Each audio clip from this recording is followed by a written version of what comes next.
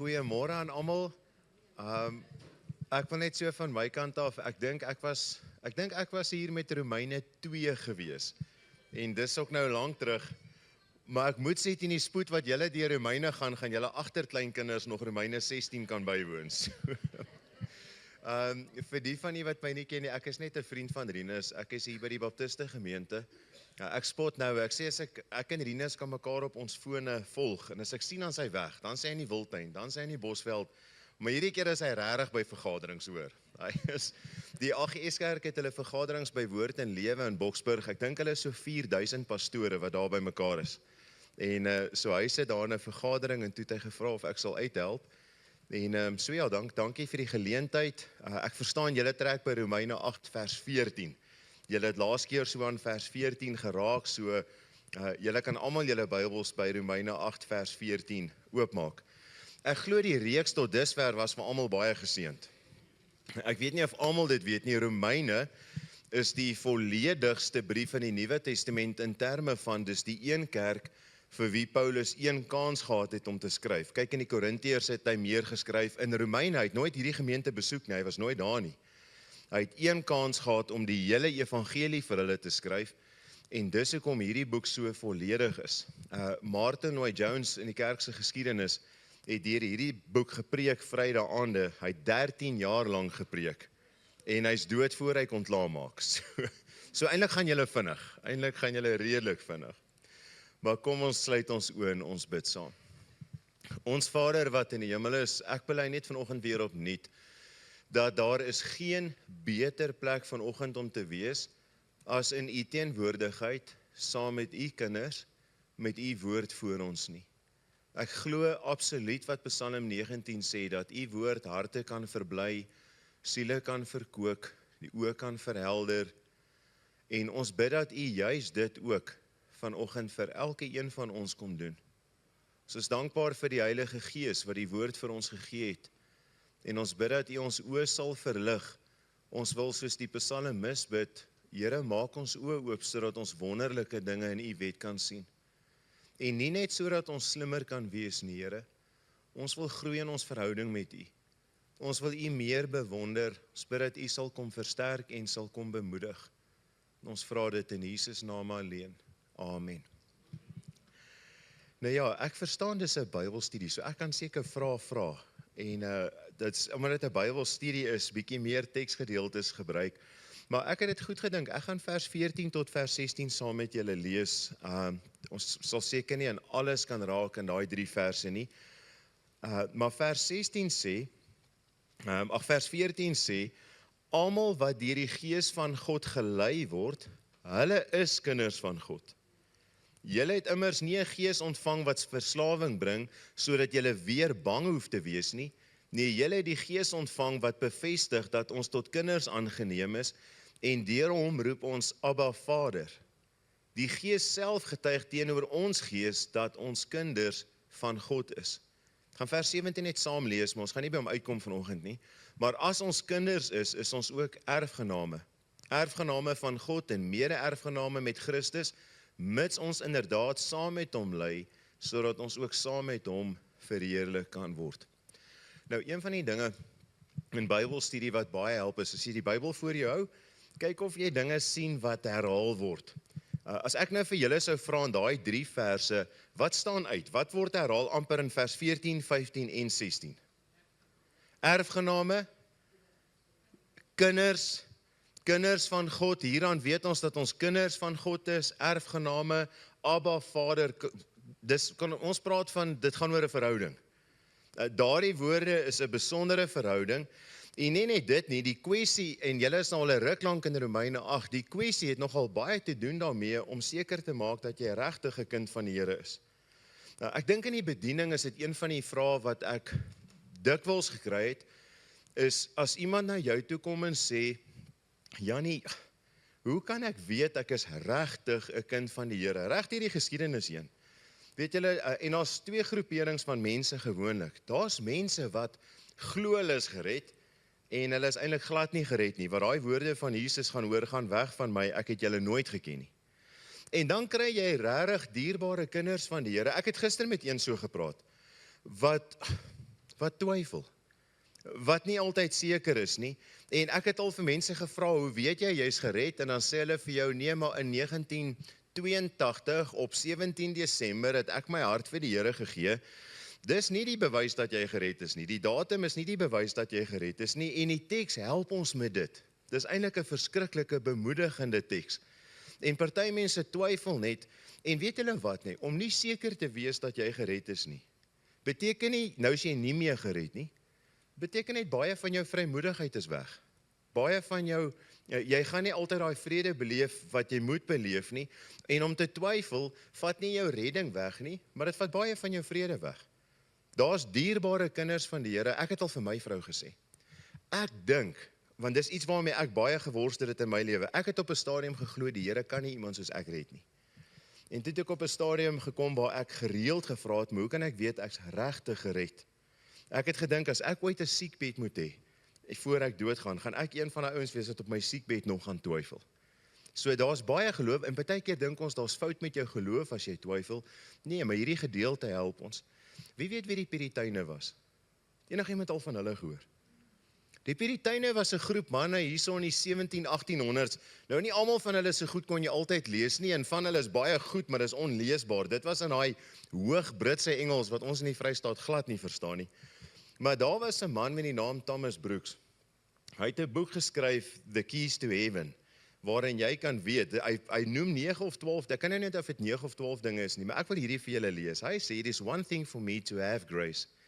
It is another thing for me to see my grace. Assurance is not of the essence of a Christian. It is required to the well-being, to the comfortable and joyful being of a Christian. En wat hy sê is dit, wanneer ek en julle ons redding vasmaak, wanneer ek en julle daai sekerheid het, dan maak dit jou 'n gesonde Christen. En dis wat Romeine 8 is, hoor. So kom ons, as ons die vraag sou antwoord uit die teks uit, hoe weet iemand, hy's 'n kind van die Here? Ons beleef snaakse goed. Rinus het dit self eendag vir my gesê. Wie van julle het dit al beleef? Ek het dit as 'n jong seun beleef. Sondag dan kry jy jou redding. Want Sondag preek die pastoor en jy's geraak in jou hart en jy gee weer jou hart vir die Here. Teen Donderdag het jy jou redding verloor. Of is dit net ek? Teen Donderdag, jy het soveel keer geval, jy het soveel keer droog gemaak. Volgende Sondag, as die pastoor weer 'n uitnodiging maak, dan neem jy die Here weer van voor af aan, want jy verloor jou redding in die week en elke Sondag tot Sondag, dan word jy maar net weer gered. En dis partykeer hoe kinders van die Here hierdie goed beleef. En hierdie gedeelte, ek wil saam met dit gaan, en voor ek by die verse uitkom, ek wil net 'n agtergrond vir julle sê, want ek weet julle het Romeine 8 vers 1 gedoen. Daar is dus nou geen veroordeling vir hulle wat in Christus is nie. En weet julle wat doen ons? Ons meng twee goed. Wie het al die term geregverdiging gehoor? Regverdiging. Dit is 'n uitspraak in 'n hof, waar die regter jou regverdig verklaar. Dis 'n uitspraak wat oor jou gemaak word. Wie het al die term heiligmaking gehoor? Dis bitter belangrik. 1 Tessalonisense 4 vers 3, dit is God se wil vir julle heilig maak. En weet julle wat doen ons? As ek 'n slegte week het as 'n kind van die Here, dan voel ek nie meer gered nie. As ek in die week geval het, ek het nie so baie Bybel gelees as wat ek altyd doen nie, ek het nie so baie gebid nie, ek het nie so baie wat ook al gedoen nie, en alles by die werk het skeef geloop, en die kinders was moeilik, en daai week dan voel ek min gered. Maar as ek 'n goeie week het, ek het Bybel gelees, ek het tot sendingwerk gedoen, en ek het baie gebid, en ek het tot gevas, en al daai goed, dan voel jy gered. En weet jy wat doen ons?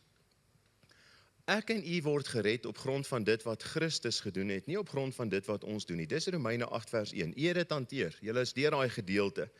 Ek en julle word gered op grond van Christus se volmaakte werke, en dis 'n lyn hierbo. Hy kan nooit minder nie en hy kan nooit meer nie. So wanneer God na jou kyk of jy gered is, kyk hy of jy in Christus is. Heiligmaking is hierdie wat ons nou gelees het, vers 14 tot 16, eintlik van vers 12 af, waar hy sê, nou lewe ons nie meer deur die vlees nie, nou lewe ons deur die Gees, en hy kan so gaan, want partykeer val ons. Maar hierdie ene bepaal nie jou redding nie, hierdie ene is net die gevolg van daai ene. Jy moet gered wees in Christus, en nou gaan jy deur heiligmaking. En partykeer moet ons dit net onthou. So ek gaan saam met julle deur die gedeelte gaan, vers 14, kyk saam met my na vers 14. As vers 14 sê, almal wat deur die Gees van God gelei word, hulle is kinders van God. Waarvan praat hy daar met daai leiding? Nou nie lang uit nie. Leiding. Almal wat deur die Gees van God gelei word, om wat te doen? Wat dink julle? Om soos Jesus te wees? En dis altyd 'n goeie antwoord. Om soos Jesus te wees. Om deur die Gees gelei te word. Weet julle waarvan dit nie hier praat nie? Tannie kom eendag by my, sy sê vir my, "Sjoe, die Heilige Gees het my so gelei, ek moes iets vir iemand gaan koop, en die Heilige Gees het tot vir my gesê, stap by hierdie deur en stap in hierdie ry af, stap na hierdie rak toe en koop hierdie beeltjie." En die beeltjie was toe ook nie op die ou net die regte een nie, maar dis nie waarvan hy hier praat nie. My vrou het 'n manier om te sê, as sy iets reg kry, sy het dit vanoggend weer gesê, sy is besig om beskuit en koekies te bak, ons gaan ook vir 'n week weg. En sy sê vir my, "Joeg, die Here het my 'n goeie plan gegee." Dis iets wat sy gereeld sê om eer aan die Here te gee. Maar weet julle waarvan praat hy? Laas donderdag het julle vers 13 hanteer. Kyk gaan na vers 13. Hierdie leiding is in iets spesifieks. Vers 13 het gesê, "Want as julle volgens julle sondige aard leef, sal julle sterf. Maar as julle deur die Gees die praktyke van die liggaam doodmaak, sal julle leef." Nou, ek wil net sê, ek gebruik die 2020 vertaling vanoggend, so as dit dalk net nie 100% ooreenstem en jy sit hier met 'n 53 nie. Hierdie leiding van die Heilige Gees, hier's die eerste bewys dat jy 'n kind van die Here is. Die Heilige Gees lei jou om sonde in jou lewe dood te maak. Dis die eerste bewys. Ek het laas keer dit ook dis 'n vroue Bybelstudie, mans en vrouens saam. Dit sal nogal belangrik wees dat die vrouens kan sê, ek kan dit in my man se lewe sien. Toe hy 15 jaar oud was en 20 jaar oud was en 25 jaar oud was, het hy hierdie stryd gehad, maar ek kan sien deur die Heilige Gees, hy kry oorwinning. Julle sien, die punt is dit, jy kan nie net aanhou met jou lewe, soos wat jy altyd geleef het nie. En dis die gevaarlike deel, daar's party mense wat sê, ons is kinders van die Here, maar ons lewe net aan. Die punt hierso is die eerste bewys dat jy gered is nie 'n dag en 'n datum nie. Jy kry stelselmatig oorwinning oor sonde. Kan ons volmaak wees hierdie kant van die graf? Wie van julle het nie sonde nie? Okay, so ek praat met 'n klomp sondaars. Okay. Help my gou, net iets prakties. Met watter sondes worstel 'n mens? Met die vleeslike sondes soos wat? Kom ek help julle gou. Wie van julle worstel met 'n kortie meer? Steek julle hande op. Wie worstel met 'n kortie? Ek moet nie kwaad word daaroor nie. Ek het dit nooit geweet nie. Ek vra dit eendag in ons gemeente en 80% van die mense steek hulle hande op. Dis iets waarmee ons worstel. En tog is daar, hoekom hierdie Romeine belangrik is, daar is leerstellings in ons land, daar's 'n beweging in ons land, wat vir jou sê dat, wanneer jy die Heilige Gees ontvang, soos Romeine 8 sê, het jy nooit meer enige sonde nie. Ek het nog nooit so ou ontmoet nie. Nog nooit nie. Maar die eerste ding wat ons sê, is 'n kenmerk dat jy 'n kind van die Here is jy hou nie aanleef, soos wat jy altyd geleef het nie. Partykeer sal mans vir hulle vrouens sê, man, jy weet hoe soos is, en jy moet my net so aanvaar. Nee. Een van die tannies het nou nie voor mooi gesê, om meer soos Jesus te word. As ek nou vir julle as vrouens sou vra, sê julle 'n probleem as jou man meer soos Jesus word? Nee, inteendeel. 'n Vrou het eendag, ek het huweliksberading gedoen, maar die man en die vrou ken nie die Here nie, en ek het nog nooit hierdie antwoord gehoor nie. Ek vra vir die vrou, ek sê, hoorie, sal jy 'n probleem hê as jou man met wie jy nou gaan trou meer soos Jesus word? Ja, want dan beteken dit ons gaan geen meer pret hê nie. Ek het hierdie evangelie met hulle gedeel en vir hulle gesê, weet jy wat, om Christus te ken is die grootste vreugde. Maar die eerste bewys in die gedeelte is, jy kan nie aanhou met jou lewe soos wat jy altyd geleef het nie. Kom ek vra 'n vraag. Hoe lei die Heilige Gees jou om sonde te oorwin? Hoe weet jy wat daai sonde is en hoe weet jy om dit te oorwin?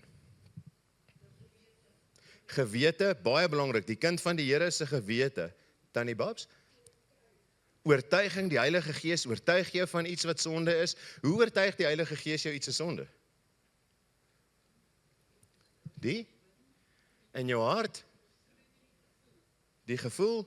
Okay, in die 1950s, toe sê die mense, en dit het regtig gebeur, 1950s en 60s, en iets van iwer het sal onthou, toe sê die mense, die Heilige Gees het vir ons gesê, om kaart te speel is sonde. Is dit sonde om kaart te speel? Maar tog het die mense die woorde gebruik, Die Heilige Gees, my ouma was een van hulle, so dis ek weet. Die Heilige Gees het vir ons gesê, jy mag nie kaart speel nie. My skoonmaale, my skoonma vertel my, dat sy en haar ma het kaart gespeel, en as haar pa by die huis kom, dan steek hulle vinnig die kaarte weg. En die woorde was, die Heilige Gees het vir ons gesê, kaart speel is sonde. Hoe oortuig die Heilige Gees jou van sonde? Die woord. Baie belangrik.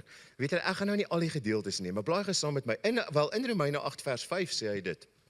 Wie volgens hulle sondige aard leef, bedink immers die dinge van hulle sondige aard, maar diegene wat volgens die Gees leef, bedink die dinge van die Gees. Is hierdie nie die swaard van die Gees nie? Het die Gees nie die Bybel geïnspireer nie? Weet julle, kyk gou saam met my in Psalm 119. En julle kan 'n boekmerk daar sit, ek gaan binnekort gou weer net iets daar wys. Maar in Psalm 119, ek het in 'n tyd groot geword waar, julle sal onthou net, terwyl julle soontoe blaai, hier in die 80s, jy mag nie Rama margarine eet nie. Jy mag, onthou julle dit? My ouma was een van daai in Harry Smith, jy mag nie, en ek praat nie van gesondheidsredes nie, maar Rama margarine is aan afgode geoffer en dis sonde as jy dit eet en allerlei goed, en ek het in daai tyd groot geword. Psalm 119 vers 10 en 11. Psalm 119 vers 10. Daar was 'n paar boeke wat mens nie mag gelees het nie. en nie? Plate, Raad nie Siel het 'n groot invloed in daai tyd op dit gehad. Ek het hom nou so ruk terug, het ek en Rine saam met hom gaan koffie drink, die geseënste tyd saam met hom gehad. Maar op 'n stadium, sekere musiek mag jy nie luister nie en al daai goed. En daar's baie waarde in dit. Daar is party musiek wat ons liewers glad nie moet luister nie. Maar kom ons sit dit swart op wit. Psalm 119 vers 10 en 11. Net my hele hart soek ek U. Laat my tog nie afdwaal van U bevele nie. In my hart koester ek U woord, sodat ek teen U nie sal sondig nie. Die ou vertaling sê, ek het U woord in my hart geberre, dat ek teen U nie sou sondig nie. En ek gaan nou vir u sê hoekom dit belangrik is, maar blaai net gaan na Psalm 143 toe. Kyk gou in Psalm 143. En ek sal dit nou vir julle in die Nuwe Testament ook wys. Psalm 143 vers 10. Kom ons lees nog een in die Psalms. Psalm 143 vers 10 sê, leer my om te doen wat vir u aanvaarbaar is, want u is my God. U goeie gees moet my lei op gelyke grond. Ons weet wat vir die Here aanvaarbaar is, want hy het dit vir ons in sy woord gegee. Ek stem saam, gewete, gevoel, maar gevoel is baie subjektief. As ek nou vir van die vrouens hier sou vra, wie van julle het al gevoel, jou man is nie lief vir jou nie? Nou gaan jy so maak. Jy gaan dalk nie nou so maak langsom nie. Maar jy weet, is nie altyd waar nie. Is dit waar om te voel, die Here is ver van my af? As hy sê, hy is altyd by ons. Ons voel dit, maar hy is altyd by ons. Dit wat die Bybel sê, troef my gevoelens. Vrouens sal partykeer vir hulle man sê, hulle het iets verkeerd gedoen, dan sê hulle, maar dis hoe ek voel. Gevoelens sê nie vir ons wat reg is nie, die woord van die Here sê vir ons wat reg is. En die Heilige Gees werk deur die woord van die Here. Kom ek wys vir julle iets moois, Efesiërs 5:18. Efesiërs, ek gaan so 2 verse vir julle wys in die Nuwe Testament, hoe ons kan weet wat reg en verkeerd is. Eerstens is in Efesiërs 5 vers 18. Sal iemand hom vir ons lees? Enige iemand? Efesiërs 5 vers 18. Julle ken dit eintlik baie goed. Enige iemand kan hom lees. Vers 18. Ja, dis hy daar, ja.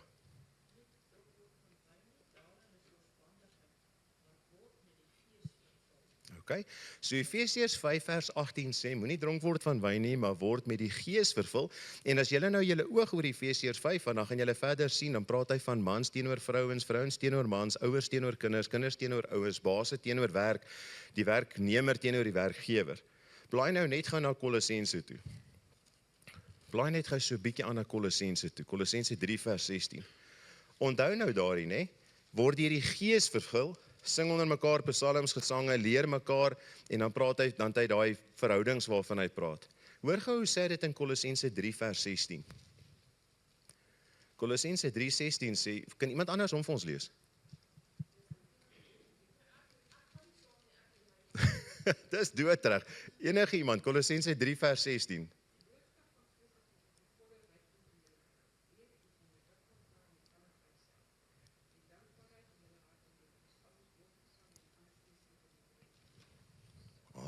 Hoor gou hierso. Efesiërs 5 vers 18 sê, word met die Gees vervul. En sing onder mekaar psalms en leer mekaar, mans, vrouens, dan gaan hy aan. Kolossense 3 vers 16 sê, laat die woord van Christus ryklik in julle bly. Leer mekaar met psalms, liedere, mans, vrouens, dan doen Kolossense presies dieselfde ding.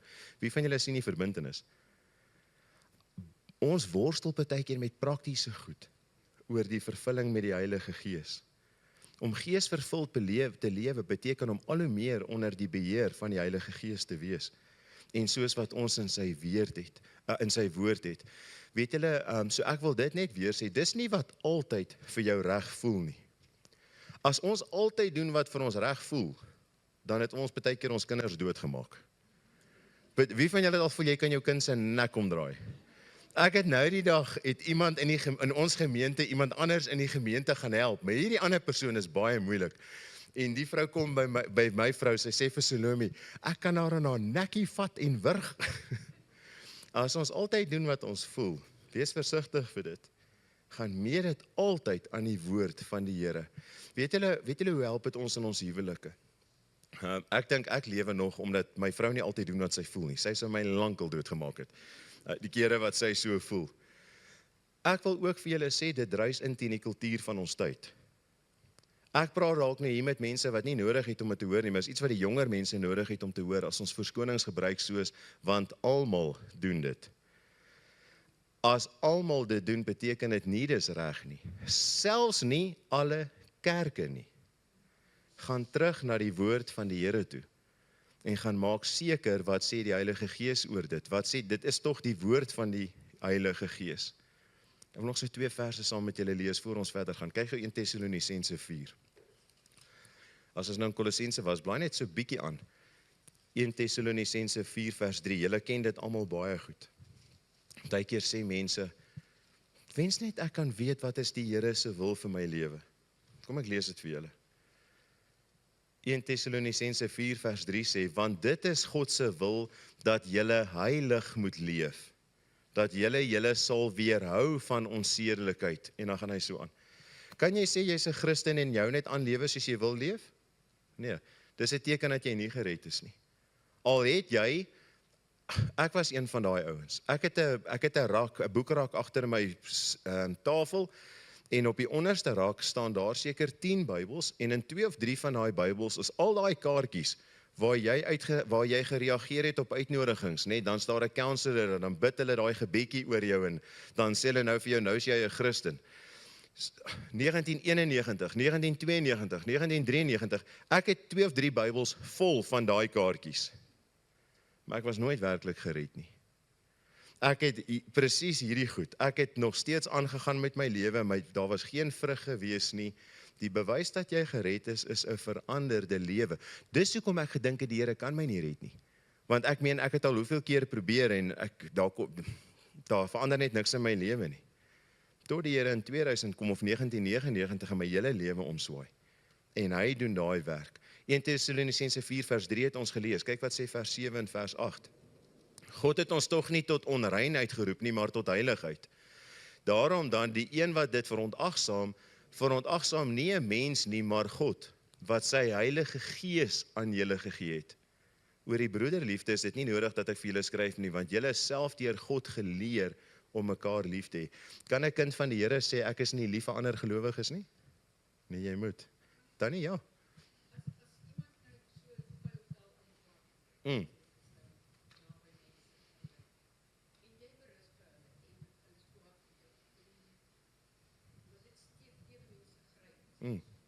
Weet dan nie, daar sal vir my 2 dinge belangrik wees. Die een sal wees, as die persoon bely dat hy of sy 'n gelowige is, gaan ek op een manier praat en sê, hoorie, hierdie is, kom ons, die Here sê ook in Jakobus, ons moet ons tong in toom hou, moenie so praat nie, en ek sal op 'n mooi manier, op 'n broederlike manier met hom praat.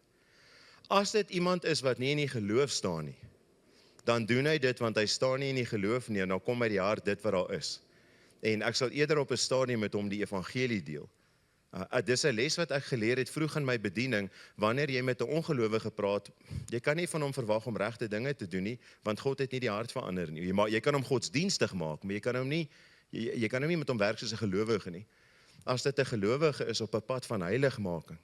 En sê, hier's die Here vir ons. Ons Kolossense sê jou woorde en Efesiërs sê jou woorde moet altyd met sout besprinkel wees. Dit moet aangenaam wees om te hoor.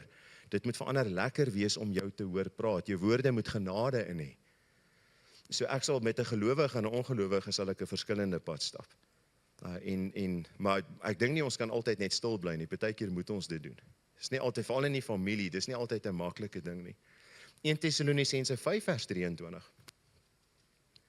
5 vers 23 sê, en mag God self, die God van vrede, julle in elke opsig heilig maak, en mag julle volledig na die gees, siel en liggaam vlekkeloos bewaar word, tot ons Here Jesus Christus kom. En weet jy wat? 'n bewys dat jy 'n kind van God is, sien julle dit in Romeine 8 vers 14, is dat jy word deur die gees gelei om sonde dood te maak. Die woord van die Here kom en sê vir jou, hier's iets verkeerd.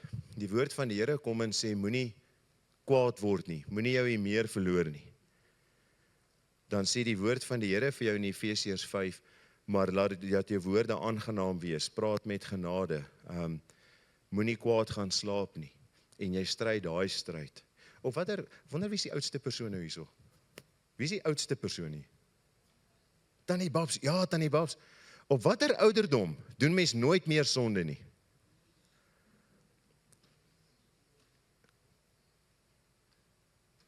Daar's nooit so sonde, daar's nie so ouderdom nie. Ek het dit al in ons gemeente gevra vir 'n tannie wat 93 was.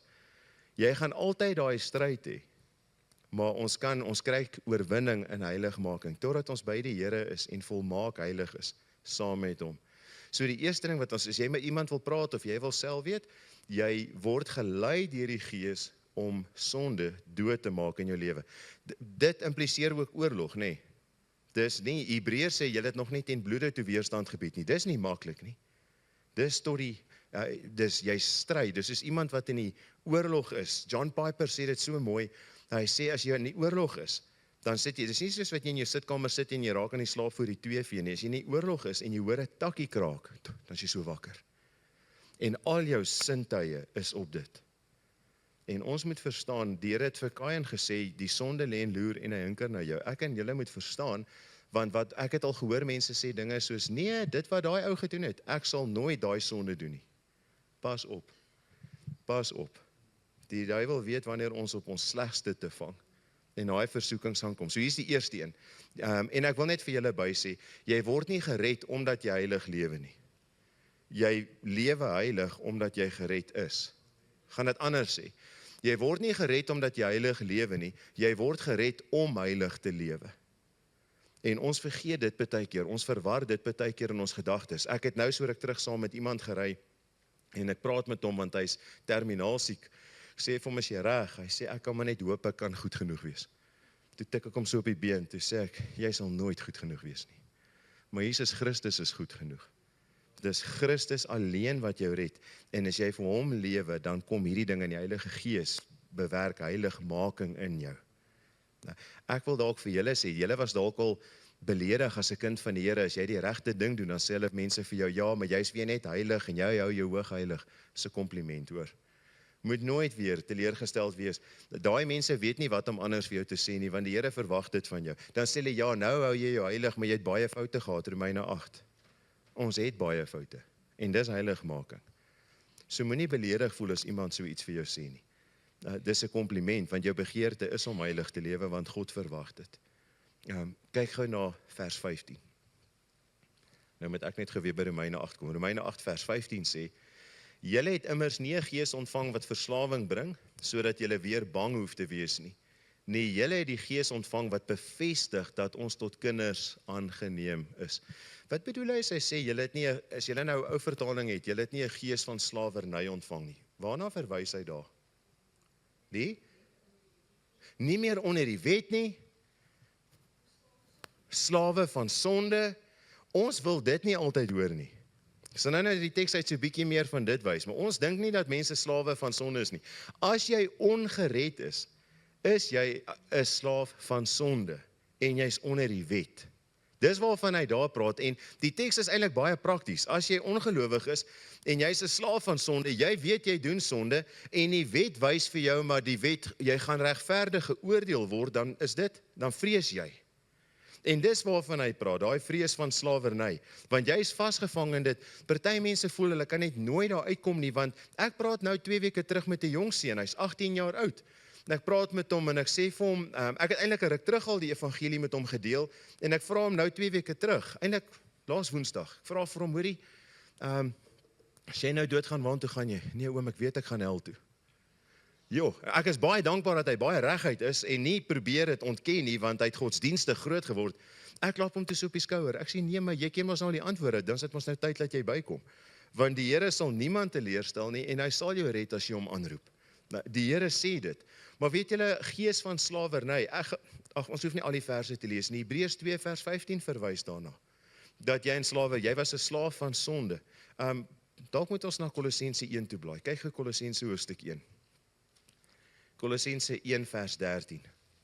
En hier's iets wat ons nie altyd reg gaan dink nie, veral ons almal wat in kerke groot geword het.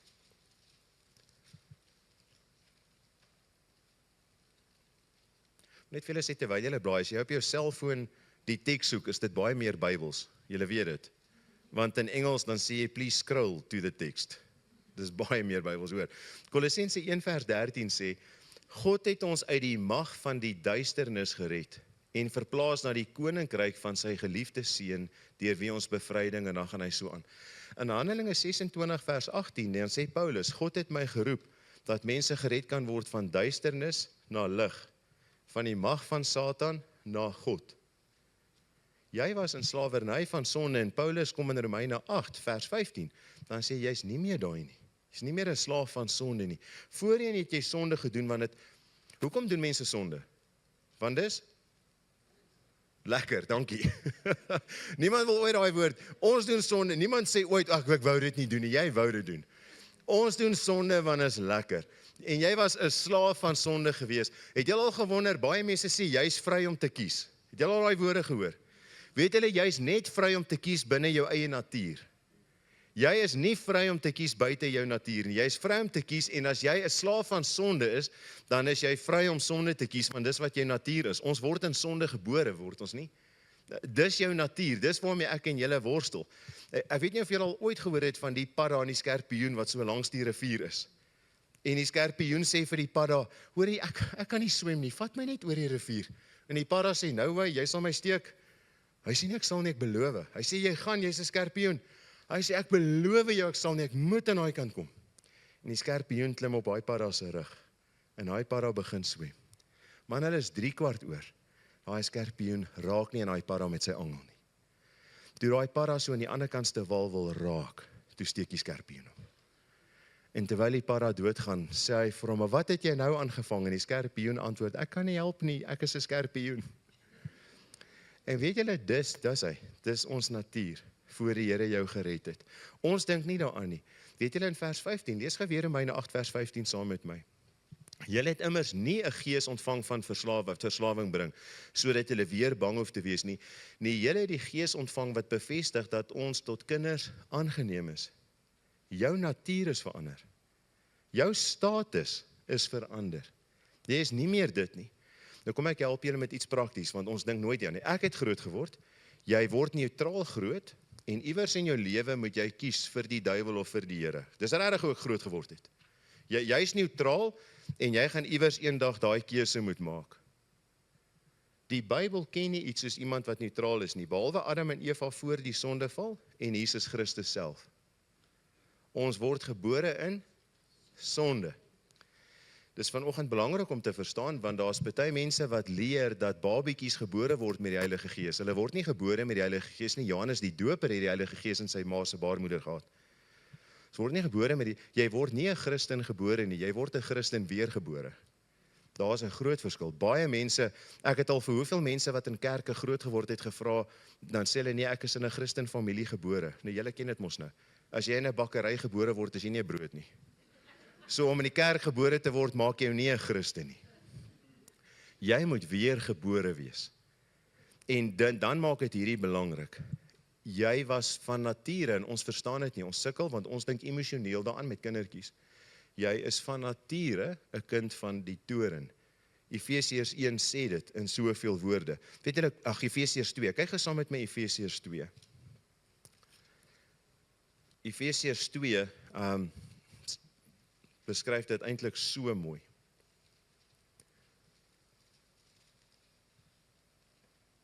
Hier is 'n uitdaging terwyl jy soontoe blaai. As jy dink enige mens is neutraal behalwe Adam en Eva en behalwe Jesus Christus en Adam en Eva voor die sondeval, probeer so 'n teksgedeelte kry. Want Efesiërs 2, julle was dood deur die oortreding en sondes waarin julle van tevore geleef het, volgens die bose lewenswyse van hierdie bedeling, volgens die heerser oor die mag van die lig, die heerser van die gees wat nou aan die werk is onder die seuns van die ongehoorsaamheid. Hoor gou wat sê vers 3. Ons almal het van tevore soos hulle opgetree, toe ons die begeertes van ons sondige aard en van ons gedagtes uitgeleef het. Ook ons, en onthou nou, hy praat net van homself as die Jode, né? Ons dink baie keer die Jode word daarom in die volk van die Here ingebore. Nee, die Jode wat die Messias verwerp, is nie dit nie.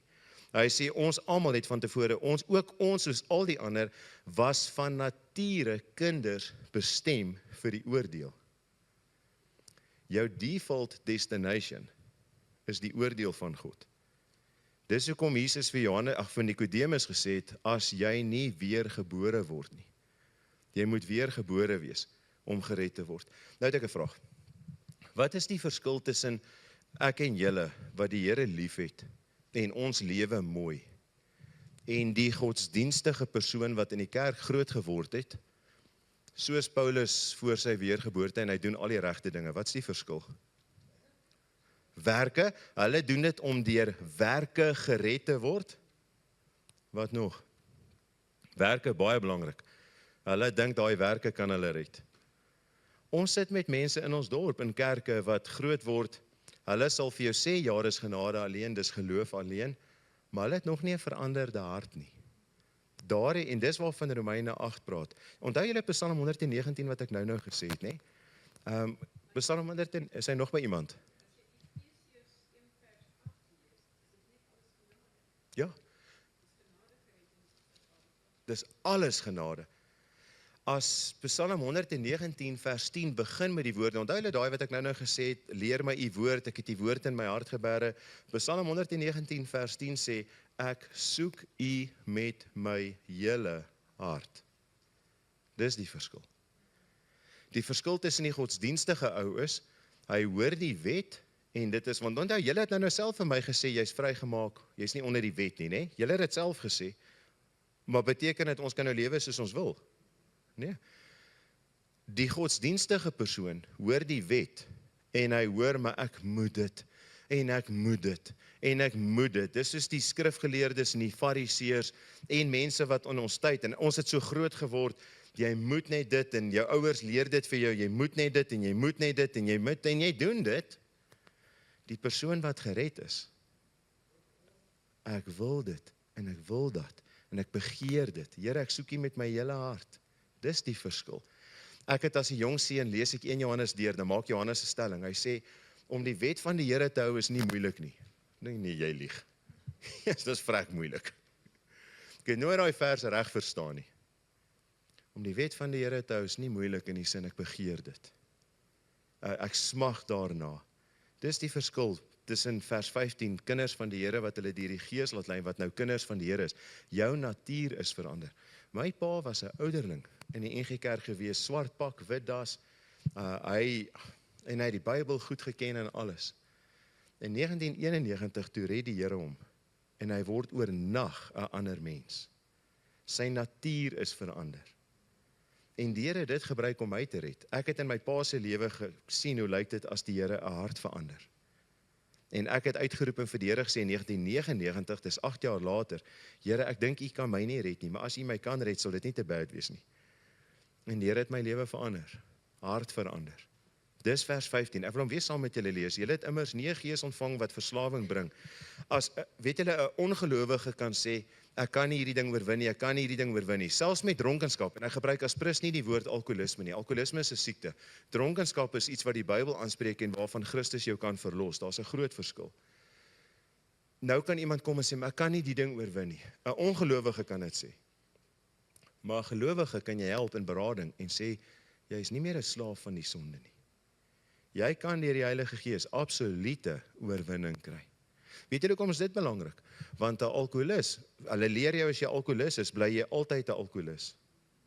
Maar 1 Korintiërs 6 vers 10 sê, nee, dan sê hy van mense wat die verskriklikste goed aangevang het, van dronkenskap, homoseksualisme, immoraliteit en alles, en dan sê hy hierdie woorde, julle was, sommige van julle was hierdie dinge, maar julle het julle nou laat afwas deur die bloed van Christus. Dis belangrik, want anders te lewe jy hier onder 'n stigma wat oor jou hang, terwyl die Bybel eintlik, terwyl die Here vir jou sê, jy is dit nie meer nie. Jy is nie meer daai wat jy was nie, hy het jou uit dit uitgered. So dis wat Romeine 8 vers 15 is, jou status is verander, jy's 'n kind van die Here. Weet julle daai verhouding, ek gaan nou nie al die goed, hy sê in die teks, hy sê ons is tot kinders aangeneem. Kan julle aan Bybelse voorbeelde dink van mense wat aangeneem is? Kan julle onthou in Eksodus, toe het iemand se ma hom in 'n mandjie gaan sit? Moses en Farao se dogter neem hom aan. En Moses geniet al die regte en voorregte in die paleis. Ons het vandag aanneming in ons tyd, maar ons moet dit verstaan soos die eerste lesers dit sou verstaan het. Weet julle, in daardie tyd, as hulle jou aangeneem het, het jy al die regte gehad van egte kinders. So as die Here daai woord gebruik, hy het jou aangeneem as sy kind, is dit presies dit wat dit beteken. Jou status is verander, jy is aangeneem. Weet julle, onder die Romeinse wet in die Nuwe Testament, kon 'n pa sy bloedseun, sy egte seun onterf. Maar as hy 'n kind aangeneem het, mag hy hom nooit weer onterf het nie. Ons verstaan dit nie altyd nie, want ons lewe nie in daai tyd nie. En toe Paulus hierdie woorde skryf, en nou moet ek en julle dit hoor, want ons lewe partykeer in die week asof die Here my regter is en Sondag is hy weer my vader. Is nie waar nie. Selfs wanneer ons geval het, selfs wanneer ons in heiligmaking 'n bietjie geduik het, hy het jou aangeneem as sy kind en jy bly sy kind. Jy's nie een oomblik sy kind en 'n ander oomblik is jy weer 'n slaaf van sonde nie. Dis nie waar nie. Romeine 8 weerspreek dit duidelik. Jou status is verander. Dis 'n forensiese term in daardie tyd. Dis 'n geregtelike term wat in hof gebruik is. Ouers wat 'n kind aanneem, net interessant, dis gewoonlik nie die kind wat homself laat aanneem nie. Jy al daaroor gedink? Dis die pa wat die kind aanneem, dis die ouers wat die kind aanneem. Ek het op 'n stadium gedink, joh, ek sal nooit by die Here kan uitkom, jy kyk nou iemand soos ek moes net verstaan, Janie, kyk weg van jouself af. Dis God wat dit besluit. Dis hy wat kinders aanneem. Daardie Efesiërs 1 vers 18, dit wat alles voor Efesiërs 1 vers 18 staan. Dalk moet ons Efesiërs 1 vers 5 lees. Dis nie omdat ek en julle so oulik was, dat God jou aangeneem het nie. As ons vandag kinders aanneem, dan gaan jy na 'n kinderhuis toe, en jy sien 'n kind, en jy doen navorsing, en jy sien, hierdie lyk nie of hy baie probleme gaan gee in die toekoms nie, en jy probeer alle navorsinge goed doen, en dan neem jy daai aan. Ek en julle is nie aangeneem, omdat God gedink het ons is so oulik nie.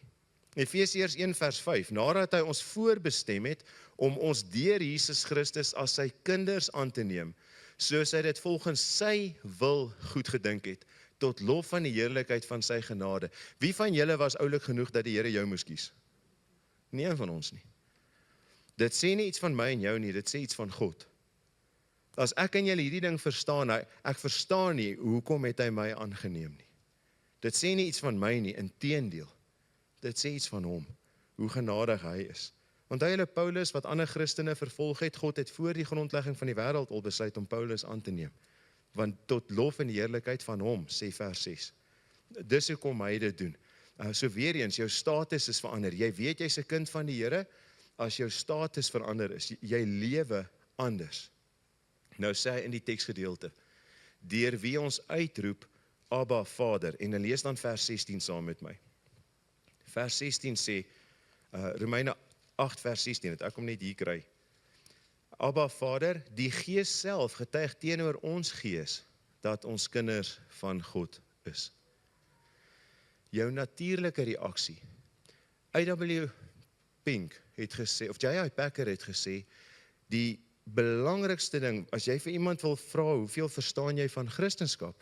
dan vra jy vir hom of haar, hoeveel verstaan jy daarvan dat God jou Vader is?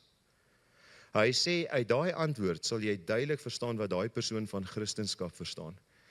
Ewe skielik is jou natuurlike reaksie om nie na hom toe te hardloop as God die regter nie, maar as God jou Vader. Dis hoekom ons gebede begin met ons Vader wat in die hemel is. Die disippels, Jesus self het hulle so geleer. My kind, Elmar is 18 jaar oud. Nou 2 weke terug, word ek eendag 2 in die oggend, word wakker, maar hy is so saggies. Papa, hier is iemand in die huis. Nou, daar was toe niemand in die huis nie, as jy 18 jaar oud is, dan hoor jy ons vreemde goed. En dit het meer as een keer gebeur, as hy hartseer of as hy benoud is, dan kom hy en hy sê, papa, dis sy natuurlike reaksie. As hy bly is, as hy iets sien wat hom bly maak, dan hardloop hy en sê, papa, kyk hier. En jou natuurlike geneigtheid, dis nie meer vir jou 'n godsdienstige ding, ek moet Sondagoggend in die kerk wees, ek moet Sondag aand by die woordskool wees, ek moet by hierdie wees, ek moet by daai wees nie. Jy het hierdie natuurlike geneigtheid, want jy wil God as jou Vader beter leer ken. Jy wil in sy teenwoordigheid wees. Dis nog 'n bewys, dis 'n natuurlike begeerte wat in jou hart is. En dan sê die teks, sy gees getuig saam met jou gees. Nou, dalk moet ek net iets prakties noem. Ek weet onder gelowiges, party praat van God as Papa, Vader, party sal vir mekaar sê, Vader het gesê, nie reg of verkeerd nie. In my eie lewe, en dalk kan dit julle 'n klein bietjie help, wanneer ek in my verhouding met die Here wandel, dan is hy my Vader wat in die hemel is. Daai woorde gaan saam, want hy's in die hemel, hy's hoog verhewe. Ek persoonlik gebruik nie die woord papa nie. Ek weet wat die Grieks en die Hebreëse woord beteken, maar dit dra 'n betekenis van daardie tyd oor. Ek wil nie daai tipe familiêr raak. Ek wil ook verstaan hy's my Vader wat in die hemel is, maar ek is duidelik bewus dat as ek vir 'n brood vra, gaan hy nooit vir my 'n klip gee nie. As ek vir 'n vis vra, gaan hy nie vir my 'n slang gee nie, hy's my Vader. Maar wanneer ek met ander gelowiges praat, gebruik ek ook nooit die woorde Vader wil dit hê of dat hê nie, want die Bybel doen dit nie.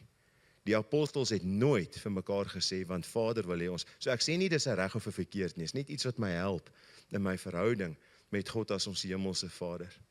So weet jy in hierdie gedeelte, jy is nie 'n oomblik in jou lewe 'n kind van die Here, en dan is jy nie meer 'n kind van die Here nie. Die Bybel sê die Heilige Gees is ook die onderpand, die seël. Wie van julle het eiendom? Meeste van julle. Onthou jy toe, as jy 'n huis gaan koop of as jy 'n kar gaan koop, dan sit jy 'n deposito neer. Hoekom doen jy dit? Hoekom gee mense depositos? Dit maak dit vas. En as jy nou vir jou kind moet verduidelik, en hy vra vir jou, maar hoekom wil jy 'n deposito hê, dan besef daai plek, as jy 'n deposito neersit, is dit die eerste betaling, en dis die bewys dat jy die res gaan betaal. Dis hoekom daar verskillende depositos vir verskillende bedrae is. As God vir ons die Heilige Gees gee, is dit die deposito, dat hy ook vir ons al die ander sal gee, tot ons saam met hom in die hemel is. Die ander woord vir waarborg is 'n verlovering, wat jy aan iemand gee. Gee vir my meisie 'n verlovering, en dit verseker haar, ek gaan met haar trou. En nie soos vandag nie, in die Bybelse tyd was verloving net so streng soos die huwelik self gewees, as jy die Ou Testament deurlees. En die Heilige Gees is daai pand, wat die Here vir ons gegee het. Jy is nie in die week, ewe skielik nie meer 'n kind van die Here nie. En dan, as jy iewers weer iets doen, dan word jy weer sy kind. Hy het jou aangeneem, en jy is vir ewig sy kind. Daaroor is die Bybel baie, baie, baie duidelik. So God is nie jou Vader, en as jy geval het, dan is hy weer jou regter nie. Dis daai posisionele, jy's posisioneel in Christus geplaas. Jy sukkel met heiligmaking, jy sukkel nie met jou redding nie, hoor. Jy sukkel met heiligmaking. Dis waarmee ek en julle stry. Tot die swakste gelowige, wat die hardste geval het, kan op enige oomblik uitroep, Abba, Vader. Dis binne die konteks van Romeine 8. Dis nie net wanneer jy geestelik goed voel, en wanneer jy alles reg gedoen het, wat jy hom Abba, Vader kan noem nie.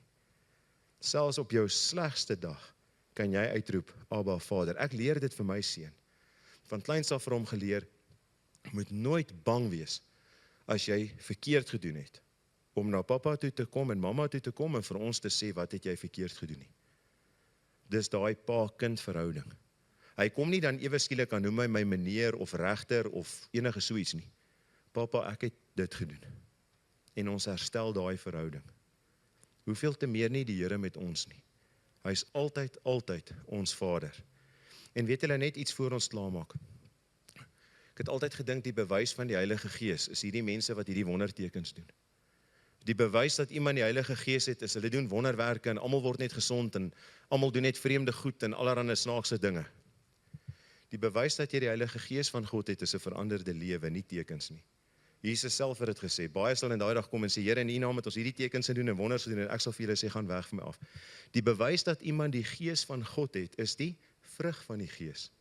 En wat is die vrug van die Gees? Wanneer kan julle onthou? Liefde, vrede, vreugde, geduld, goedhartigheid, selfbeheersing, nederigheid. Dis die bewys dat iemand die Heilige Gees het. Ons kyk en dan luister ons getuienis en dan sê, joh, daar is so vol van die Heilige Gees, kyk net wat doen hy. Nee, die bewys dat jy die Heilige Gees het, is die kind van die Here wat die vrug van die Gees uitleef. Vrug gee bewys. En Jesus self het dit so verduidelik ook in die woord. So weet julle die heel laaste ding waarmee ek wil afsluit vanoggend, en dis vir my so bemoedigend. Wat help hierdie goed ons nou? Die vraag wat ek en julle moet antwoord vanoggend is, hoe weet ek is 'n kind van die Here? Eerstens, die Heilige Gees help my om met sonde af te reken. Tweedens, ek lewe, my natuur is verander. Ek het 'n nuwe begeerte. Ek sit nie in die kerk en is verveeld en kan nie wag dat dit verbykom want ek sit daar want ek wil hoor wat die woord van die Here sê. Ek het 'n begeerte na die Here. Derde een, God is inherent beleef ek hom as my Vader. Ek staan in 'n verhouding. Ek is lief vir hom. En die laaste tyd het dit my gehelp. Ek het 'n oom in die gemeente wat hy 3 of 4 beroertes gehad. Hy lê tans in die hospitaal. Weet nie of hy dit gaan maak nie. Dan lyk dit so, dan lyk dit sleg. Kan nie meer praat nie. As jy vir hom bid en lees, kry so glimlag op sy gesig. En nou 2 Sondae terug kom sy vrou na die kerk toe en sy kom eers na die diens toe voor sy soen toe gaan en by die deur voor sy instap. Sy sê, Janie, ek het altyd vir my man gelees. Ek het altyd vir hom gebid en ons het dit altyd saam gedoen. Hoe weet ek nou, hoe moet ek hom nou bedien? Ek kan hom nie bedien nie, hy kan nie hoor nie, hy kan nie verstaan nie, hy sukkel. En ek sê vir hierdie gedeelte, dan nie weet jy wat, die Heilige Gees bedien hom.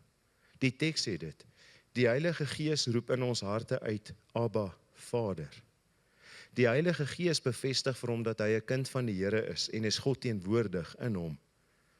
Ons mis baie keer daai wonderlike werk van die Heilige Gees. Daar waar ek en julle nie kan bedien nie. Ja, dis goed om te lees, goed om te bid. Maar selfs wanneer ons nie weet wat om te sê nie, roep die Heilige Gees uit, Abba Vader. Wie van julle het al gesê, ek wil bid, maar ek weet nie wat om te bid nie? Een van die Puriteine het gesê, kan jy nie net dan voor die Here sug nie? Wat het hy daarmee bedoel? Ek worstel, ek doen 'n reeks uit Lukas uit so 5 jaar terug, en ek kom by Lukas 11 of Lukas 10 met die Onse Vader, en ek sukkel met dit, en hierdie liggie gaan vir my aan. Hy skryf dit, hy sê die beswaar sal wees, but sir, you say you cannot pray. Can you not sigh? Kan jy net sug nie? En dan sê hy, die Here kan meer uit jou sug uitmaak, as wat jy in woorde kan uitdruk. Julle het kinders, toe jou kind klein was, het jy nie geweet wat om vir jou presies te sê wat fout is nie, maar jy het geweet wat fout is. Hoeveel te meer nie ons hemelse Vader nie, sug net voor die Here. Raak stil en sê, Here, ek verstaan nie. Dis die kosbare deel van aanneming tot kinders. Jy kan net voor hom sit en huil. Sê, Here, ek het nie woorde nie, ek het net trane, en hy verstaan jou trane. Die Psalm sê, hy vang dit op. Jy kan in 'n stryd met sonde sit en sê, Here, ek is so moedeloos al ek weet nie. Hy weet beter. Weet julle wat, nee, ons baie keer dan sê mense, ek weet nie hoekom ek dit gedoen nie, ek sou nooit so iets gedoen het nie. Jy het dit gedoen want dis wat in jou hart is. Jy het dit gedoen, jy het gedink jy sou dit nooit doen nie. God het dit nog altyd van jou geweet. Het jy al daaraan gedink? God het die slegste van jou geweet, nog voor jy dit ooit sou doen, en nog steeds het hy jou sy kind gemaak. Dis aanneming tot kinders. Tannie? Filippense 4, bid alles met smeking en danksegging. En weer eens, dit kom in 'n kunskapverhouding, om dankbaar te wees teenoor ons hemelse Vader. Weet julle, in 2003, toe voel dit vir my, die Here ruk my hele lewe, die mat onder my uit. Ek is in my 4de jaar, ek studeer, ek gaan in die bediening in, en iets gebeur in my lewe, en daai stadium verstaan ek, dis die einde. Ek gaan nooit vir die Here kan werk nie, ek gaan nooit in die bediening kan ingaan nie. Ek kan nie met my vriende oor dit praat nie, ek was al 10 jaar uit die skool uit voor ek gaan swat het. Hulle sal dit nie verstaan nie. Hulle was hierdie 18-jarige kinders met mooi lewens en hulle het gaan swat en praat nie met hulle nie. En ek sal nooit vergeet nie, ek het 'n Golf 2 GTI gery. En ek was so trots op daai, was ook 'n narriegeel. Maar toe ek daai, as jy mos nou in jou 20's is, het jy die beste sound in jou kar. En ek wil nie iemand my pla nie. My ruite is pikdonker getint. Inteendeel, my ruite het van buite af geblink, jy kon niks insien nie. En ek gaan sit in die Golf en ek het 'n Jan de Wet CD gehad. En ek sit dit binne en ek sit met 'n Bybel op my skoot. En ek sê vir die Here, ek het nou nog daai Bybel by Klaagliedere 3, is die bladsy, dit lyk of die Bybel nat geword het, soos ek gesit en huil het. Ek het nou nog daai Bybel. En ek sê net, ek is moedeloos, Klaagliedere 3, Here, dit voel nou of U my soos 'n muur toevou, dit voel of U my klippe laat kou, Klaagliedere 3 sê dit voel of U my die teiken van U pile gemaak het, en ek sit en huil. En die volgende liedjie wat toe kliphard in daai Golf speel, is Jan de Wet se weergawe van die Onse Vader. Ons Vader wat woon in die hemel. En daai liggie gaan vir my aan. Aanneming tot kinders. So Romeine 8, wat ek vir julle wil sê is, maak seker dat jy 'n kind van die Here is. Maar as jy weet jy's 'n kind van die Here, dien hom as jou hemelse Vader. Lewe met danksegging. So, Tannie? Ja.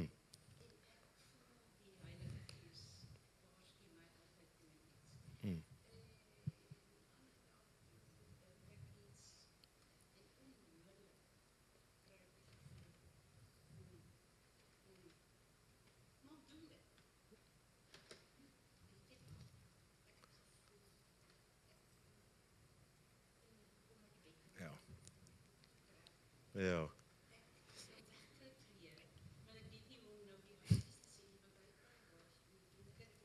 Ja.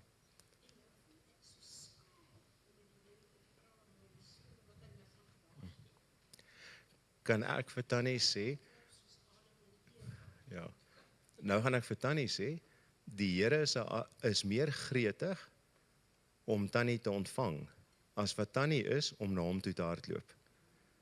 Met ander woorde, ons voel daai skaamte, maar daar wag hy met oop arms. Lukas 15, die verhaal van die verlore seun. Die Here is meer gretig om ons te vergewe, as wat ek en julle ooit is, om vir vergifnis te vra. En dit help, want ons dink baie keer, maar ek het nou weer geval, kan nie weer vir vergifnis vra nie. Kan. Hy is meer gretig om jou te vergewe, as wat jy is, om na hom toe te hardloop.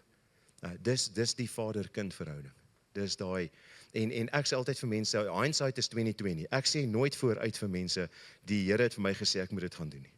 Ek het 'n begeerte, en ek wil dit gaan doen. Maar in hindsight, as dit dan mooi uitgewerk het, en ek sien dit was die hand van die Here, dan sê ek, die Here het my daai tyd gelei om dit so te doen.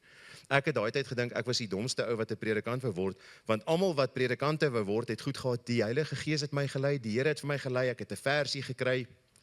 Ek het niks van daai in die bediening gehad nie, hoor. Ek het regtig vir hulle gesê, ek het net hierdie begeerte in my hart, om vir mense die woord van die Here te leer.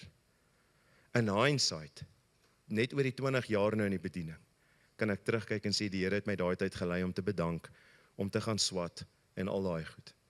En dit help ons met dit. Maar ja, dis ons hemelse Vader. Enigiets anders, wat iemand wil vra of sê? Ek sien as 11 uur, Rinus het gesê, ek moet die eerste woord sê as 'n 10er is, en ek moet die laaste ding sê as 'n 12 uur is, 11 uur is. Kom ons bid net so saam. Ons Vader wat in die hemel is, dis my begeerte dat ons U net nog beter sal ken, dikwels hierdie onnodige vrese in ons lewens. Ons bid dat U ons sal help deur die Heilige Gees, dat ons kragtig vir U sal lewe, kragtig sal getuig, dat ons lewens sal getuig van dit wat veranderd is, dat ons kinders van God is. Bid dat U elkeen van ons sal seën en sal beskerm, dat U vir ons styf sal vashou, en Here, ons sien uit na daardie dag, wanneer ons saam met U in die hemel gaan wees, verlos van hierdie aardse dinge. Amen.